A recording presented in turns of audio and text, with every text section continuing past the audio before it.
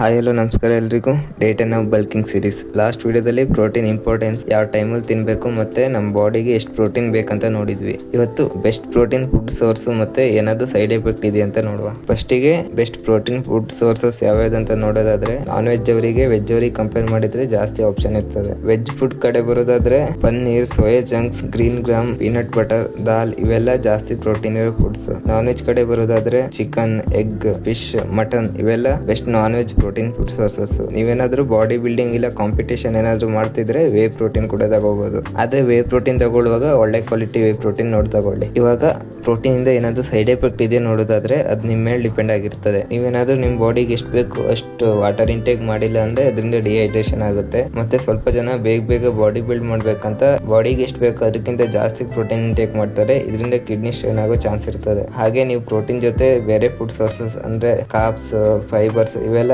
Balance ಆಗಿ ತಗೊಳ್ಬೇಕು. ಹಾಗೆ ತಗೊಂಡ್ರೆ ಏನು ಸೈಡ್ ಎಫೆಕ್ಟ್ ಆಗಲ್ಲ. ಹಾಗೆ ಕೆಲವು ಪ್ರೋಟೀನ್ ಫುಡ್ ಸೋರ್ಸಸ್ ಎಲ್ರಿಗೂ ಅಡ್ಜಸ್ಟ್ ಆಗಲ್ಲ. ಅದರಿಂದ ನಿಮ್ ಡಯಟ್ ನ ಕಸ್ಟಮೈಸ್ ಮಾಡ್ಕೊಳ್ಳಿ. ಇಷ್ಟು ಬಿಟ್ಟು ನೀವು ಡಯಟ್ ಎಲ್ಲ ಕರೆಕ್ಟ್ ಆಗಿ ಮಾಡಿ ಹೈಡ್ರೇಟ್ ಆಗಿದ್ರೆ ಇದರಿಂದ ಏನ್ ಪ್ರಾಬ್ಲಮ್ ಆಗಲ್ಲ.